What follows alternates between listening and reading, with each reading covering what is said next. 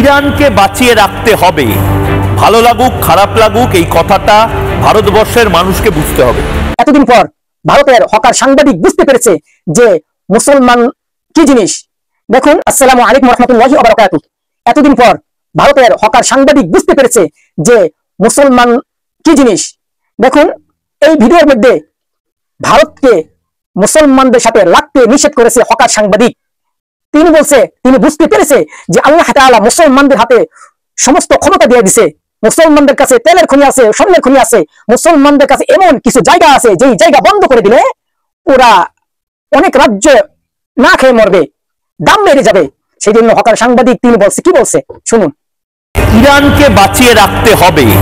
ভালো লাগুক খারাপ লাগুক এই কথাটা ভারতবর্ষের মানুষকে বুঝতে হবে। ইরান যদি সিরিয়া বা ইরাকের মতন হয়ে যায় তাহলে কিন্তু সম্মুখ বিপদ ভারতের জন্য।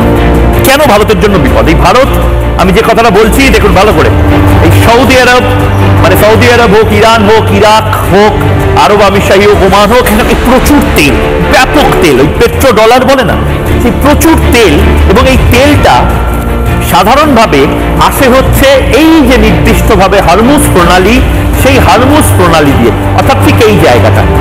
এই সৌদি আরবের তেল হোক, আরব আমিরশাহীর তেল হোক, শুধুমাত্র ভারতের জন্য না, সারা পৃথিবীর 90% তেল যেটা মিডল ইস্ট বা মধ্যপ্রাচ্য থেকে আসে, সেটা আসে ঠিক এই জায়গাটা। এটা একদম 35 কিলোমিটারের একটা ছোট্ট জায়গা, যে 35 কিলোমিটারের জায়গা দিয়ে জাহাজগুলো পাস করে। এবার ইরান এই জায়গাটা নিজেদের দখলে রয়েছে, কিন্তু ইরান এই জায়গাটা আটকে দিয়েছে। এখানে নিজেদের জাহাজ ঢুকিয়ে দিয়ে বলেছে কোনো জাহাজ মুভ করবে না। এবং এটা শুধুমাত্র ভারতের জন্য টেনশনের কারণ নয়, এটা সারা পৃথিবীর জন্য টেনশনের কারণ হতে চলেছে, যাদের তেলের ব্যবসা বা যে সমস্ত দেশ তেলের উপর নির্ভরশীল। পৃথিবীর 99.9% মানুষ তেলের উপর নির্ভরশীল।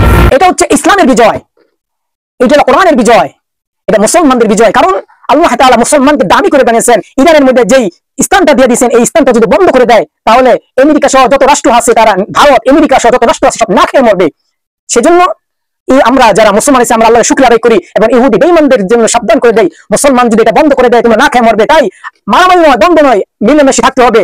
আল্লাহ তাআলা প্রত্যেকটা মানুষকে মিলেমিশে থাকার তৌফিক দান করুন। আমিন। আসসালামু আলাইকুম রহমতুল্লাহ।